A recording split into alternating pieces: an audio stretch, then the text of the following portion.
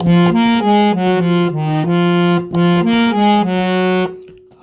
तेरे हैं, हर पल तेरे हैं, कल शायद ये नजारे न रहे, मैं फिर भी तुमको चाहूँगा, मैं फिर भी तुमको चाहूँगा।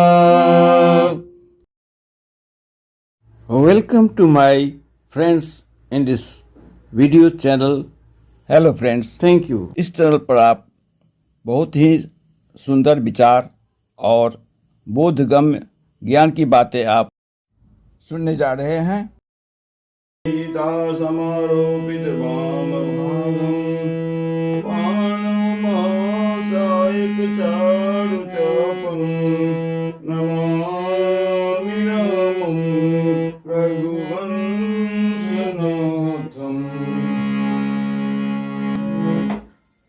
ओम परमात्मने नमः, श्री गुरुवे नमः। श्री सीता रामाभ्यां नमः। आज के इस लेक्चर में, इस प्रवचन में मैं वैष्णव राजगोपाल आप सभी दर्शकों को, श्रोताओं को और भगवत प्रेमियों को और जो अपने बहुमूल्य समय को देकर इस चैनल पर आकर के मेरे प्रवचन और सत्संग को सुनते हैं, उन सभी भाई बहनों को नमस्कार है, प्रणाम है। मुझे आशा है आप सभी स्वस्थ और प्रसन्न होंगे, आप सभी का मंगल हो, यह मेरी शुभकामना है। तो आइए, इससे पूर्व मैंने बालकांड में रामचरितमानस के कुछ चौपाइयों का वर्णन किया था, भावार्थ अपने शब्दों में किया था। आज उसी से संबंधित रामचरितमानस के बालकांड के 6वें दोहे के बाद गोस्वामी तुलसीदास बताते हैं, क्या बताते हैं, यह विषय बहुत महत्वपूर्ण है और हमारे लिए और हमारे समाज के लिए, देश के लिए, राष्ट्र के लिए और विश्व के लिए, सभी के लिए कल्याणकारी है।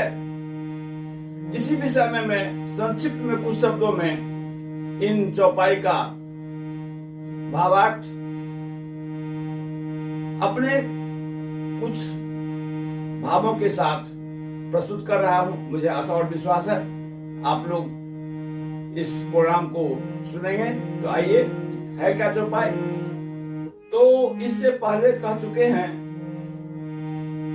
कि संत हंस गुण गहि पया, संत हंस के समान होते हैं, वह गुणों को ही अपने जीवन में अपनाते हैं, उसी का अनुसरण करते हैं और अब उनको छोड़ देते हैं। लेकिन यह एबिलिटी, यह योग्यता उन्हें कहां से मिलती है? सबों में नहीं यह उपलब्ध है। सभी लोग गुण को और अवगुण को पहचान नहीं पाते हैं, जिसके कारण वो अवगुण को गुण समझ करके अपना लेते हैं। इसी के विषय में आगे हम आज आपको बताने जा रहे हैं कि कहते हैं, अस विवेक जब देहि विधाता, अस विवेक जब देहि विधाता, तब तजि दोष गुणहि मन राता।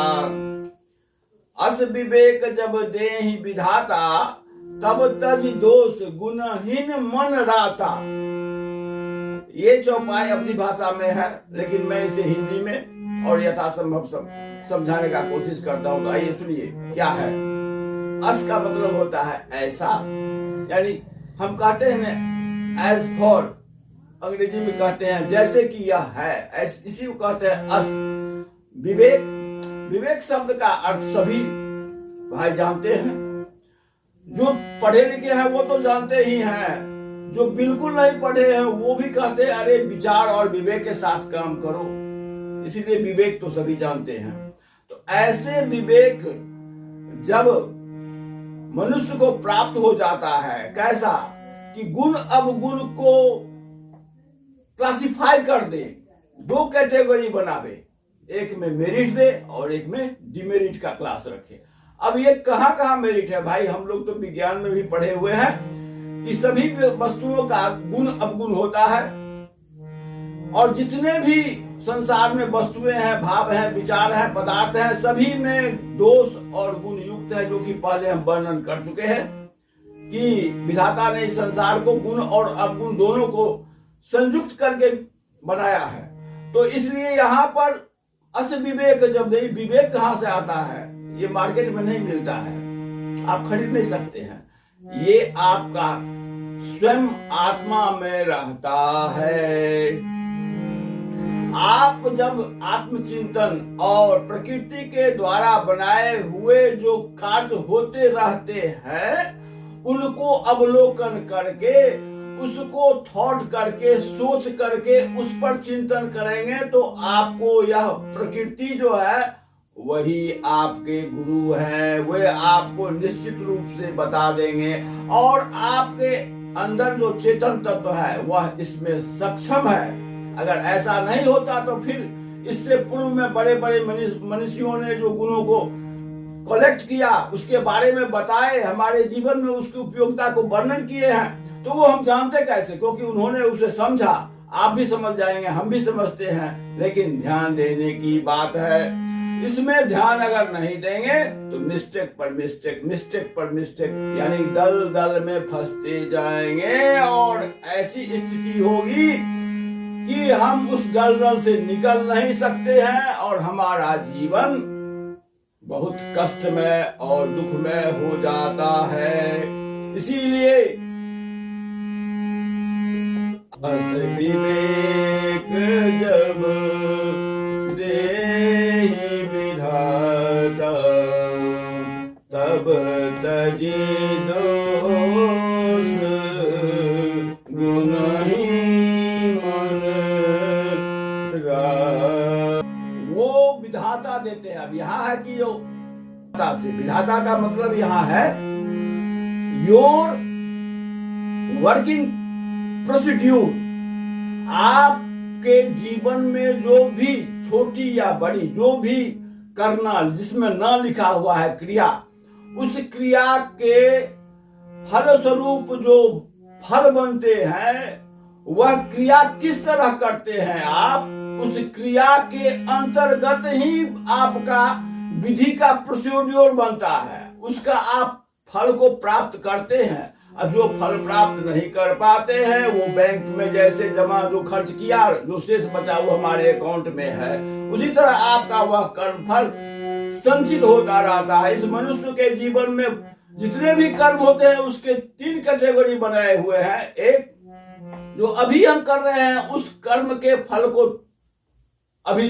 जस्ट मिलने वाला है, जैसे गर्मी है स्नान की और हमें ठंडक महसूस होने लगी, गर्मी दूर हो गई, ये तुरंत स्नान करना और अपने को ठंडक महसूस करना, ये दो जैसे बात है। भूख लगी, खाना खाए, भूख मिट गई।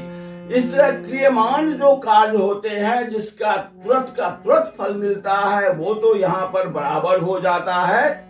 इसके बाद होता है जो संचित होता है, तो अपने जीवन में ही जो आप कर्म कुछ करते हैं जो अभी क्रियमान है, लेकिन उसी में कुछ ऐसे क्रिया हो जाते हैं जो तत्काल फल नहीं देते हैं, उसे कहते हैं संचित फल।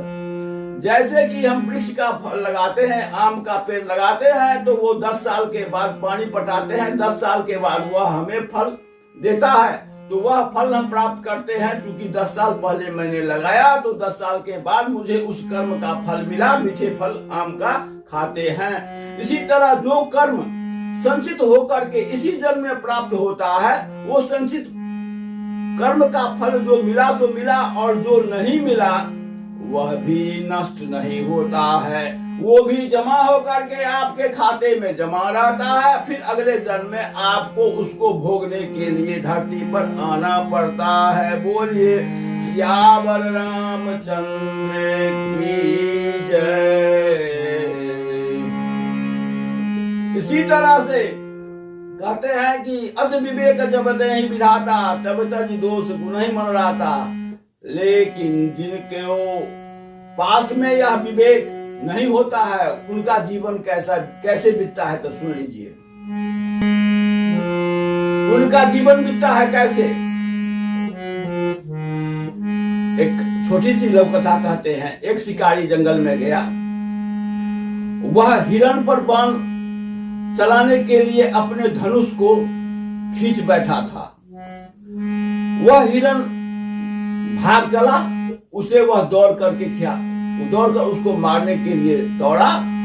उसी रास्ते में उसके नीचे में वो आगे देख रहा था, उसे एक सर्प ने डस लिया। वह गिर गया, वह धनुष वहां पर पड़ा का पड़ा रह गया, वो मर गया। उसके मरने के बाद वहां एक सियार आया। सियार ने देखा कि भाई यहाँ पर तो एक धनुष है और एक आदमी है, क्या करूं। कहा बहुत खुशी हुआ सियार। कहा कि पहले वो धनुष का जो डोरी था वह चमड़े का बना हुआ था। कहा कि पहले नाश्ता में इसको खा लेता हूँ, बाद में इस आदमी को खाऊंगा। उसने डोरी को काटा और बस वहीं पर वह धनुष जो खुला वेग से उसकी चोट से उसकी भी मृत्यु हो गई।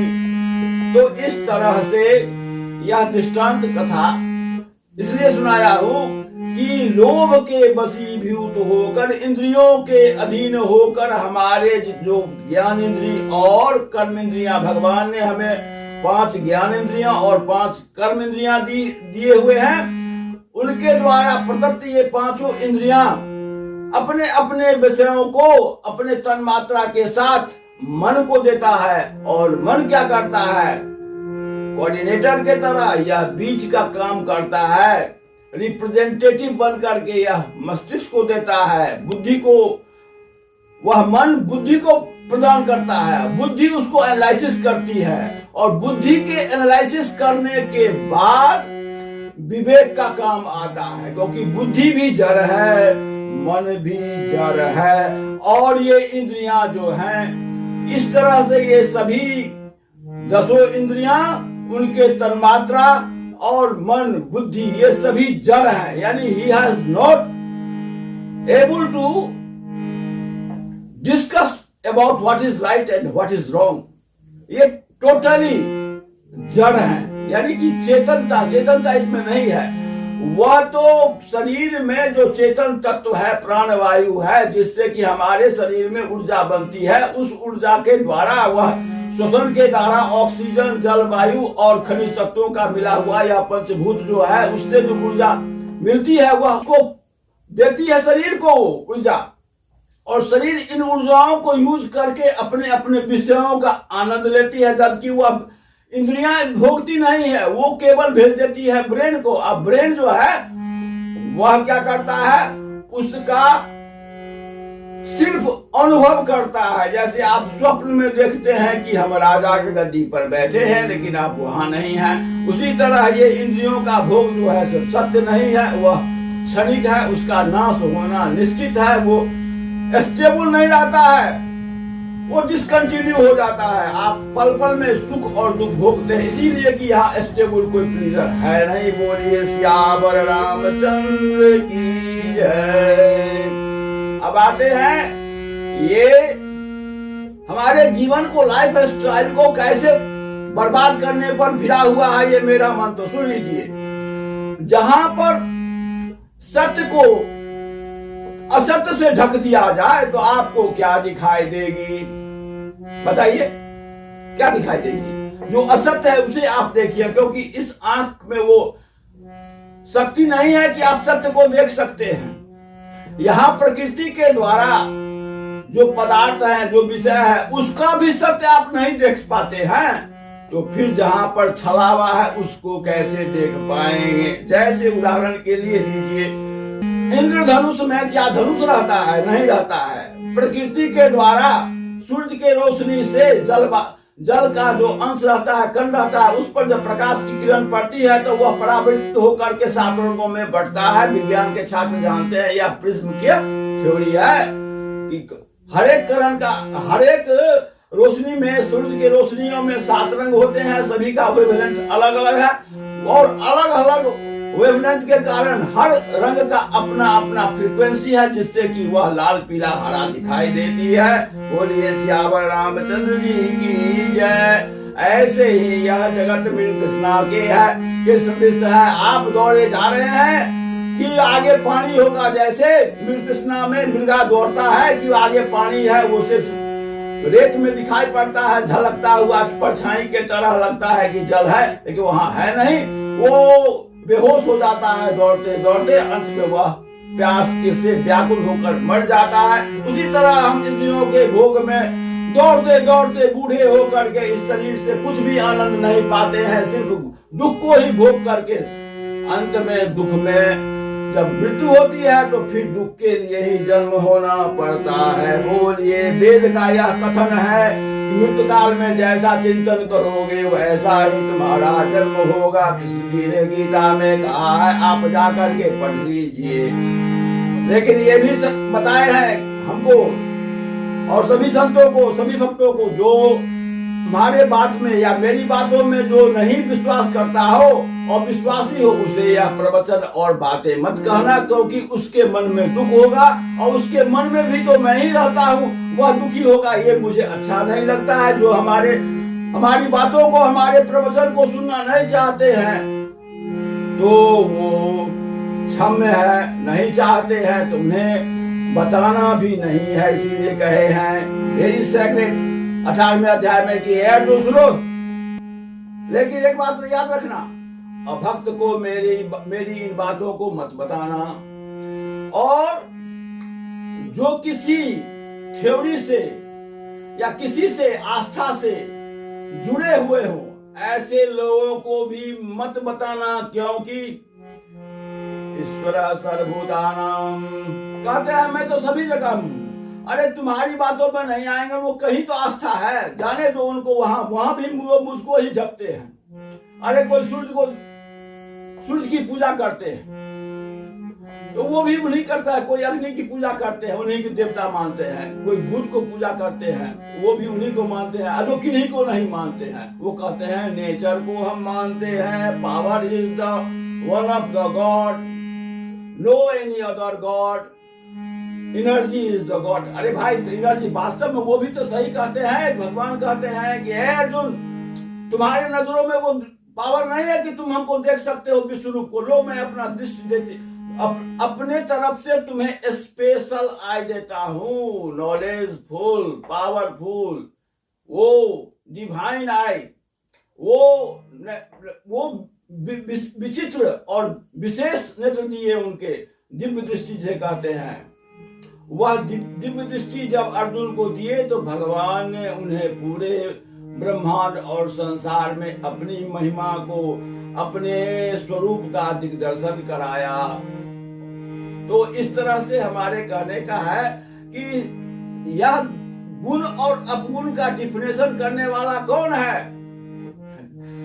जिसके माँ बाप ही नहीं जानते हैं, वो बच्चे को क्या बताएंगे कि पिज्जा नहीं खाओ, पेट में दर्द हो जाएगा। जब पिताजी खाते हैं तो बच्चे भी कहेंगे पिज्जा ले आओ। घर बैठे ही फोन पर खाना मंगा लिया, क्या बना नहीं बना, कैसा खाना है, खाएंगे तो अस्वस्थ रहेंगे ही। और चलना फिरना तो बात दूभर हो गया, 1 किलोमीटर भर दिन में नहीं चलते हैं। जो up to date high class के आदमी कहलाते हैं, जो ऊंचे अपने को समझते हैं, ऊंचे वर्ग के हैं, वो भी फिजिकल वर्क नहीं करते हैं। ऑफिस से कार में, कार से फिर होम में, और फ्लैट में, और फ्लैट से उनका जीवन, इसीलिए वो मोटा हो जाते हैं और कई बीमारियों से घिर जाते हैं, एक्सरसाइज नहीं करते हैं। जबकि प्रकृति को देखिए, कोई भी जीव ऐसा है जिसको भोजन घर पर बैठा ही मिलता हो? नहीं, भोजन के लिए उसे लोकोमोशन, उसके लिए चलना उसको जरूरी है। अरे चाली भी जो है ना, अब मैक्रो ऑर्गेनिज्म जो है ना, वो भी चक्कर लगाती है, वो भी रुकती नहीं है। आपके शरीर में जो प्रोटोजोआस है वो भी घूमती रहती है, वो भी भोजन के लिए आपके शरीर से छोड़ करके दूसरे शरीर में जाता है, दूसरे का शरीर में रहकर तीसरे में जाता है। वायरस से लेकर के एलिफेंट तक और संसार के सबसे बड़े जीव है, सभी कोई बैठे हुए नहीं है, लेकिन आदमी चाहते हैं कि हम चले नहीं, तो उनका हाल क्या होगा आप ही जानिए। तो भाइयों, अस विवेक जब ते विधाता तब तक दोष गुण ही मन रहा था, तब वो विधाता यानी उनका ही अपना कर्म फल जो है ना वही विधाता है। लेकिन यहाँ पर है बिनु सत्संग विवेक न होई, राम कृपा बिनु सुलभ न सोई। सत्संग के बगैर ये संभव नहीं है। तो सत्संग का मतलब क्या है? सत्संग क्या है? क्या खाली कथा भगवान जी का राम और राम का नाम का ये गुणगान करेंगे, यही सत्संग है क्या? नहीं, सत्संग का है Where is the absolute truth? Talk about absolute truth। इसीलिए मुझे विज्ञान बहुत पसंद है कि वहां पर सत्य की बातें होती है। आप विज्ञान को पढ़िए, ज्ञान को जानिए, सत्य को जानिए, सत्य को जहां मिले वहां से उन सबों को कलेक्ट कीजिए। विज्ञान ज्ञान को परिष्कृत करता है, यानी अगर विज्ञान नहीं हो तो ज्ञान अधूरा है। ज्ञान को परिष्कृत यानी उसको एडवांस स्टेज विज्ञान है, साइंस है। और साइंस को कौन करता है? साइंस का जड़ क्या है? चेतन। उस चेतन तत्व में विवेक स्वयं मौजूद रहते हैं और वो गाइडेड होते हैं आत्मा से। यह आत्मा जो है सो निर्णय खुद कर लेती है कि क्या अच्छाई है क्या बुराई है। प्रकृति में जो नियम आप देखते हैं उस नियम के अनुसार अगर आप चलते हैं, जैसे कि सुबह सवेरा हुआ और चिड़िया जाग जाती है, लेकिन हम लोग सवेरा होने पर सोए रहते हैं। प्रकृति के बातों को समझते नहीं, अपने स्वार्थ के लोभ से या इंद्रियों के वशीभूत हो करके 1 बजे तक फिल्म देखते रहते हैं, व्यर्थ की बातों में रहते हैं और सवेर में 8 बजे के बाद उठते हैं। बताइए कि आप प्रकृति तो आपको बताने के लिए सूर्योदय हो गया, लेकिन आप उठते नहीं है। बताइए इसमें किसका दोष है? आपका। वही विधाता आपका बनता है कि आपने प्रोसीड्योर को ठीक ढंग से किया नहीं, इसीलिए आप कष्ट में रहेंगे।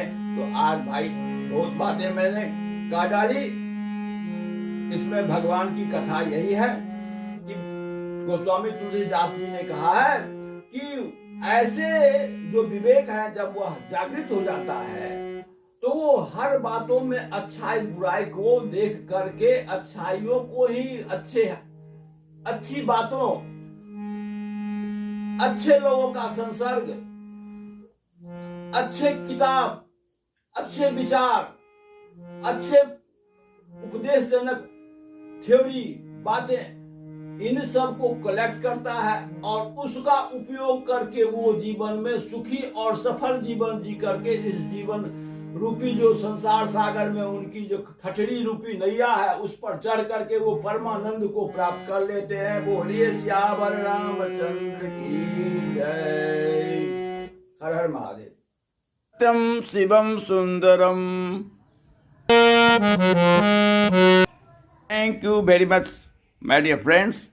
पुनः मैं अगले प्रोग्राम पर आपसे मिलने जा रहा हूँ। बहुत बहुत धन्यवाद।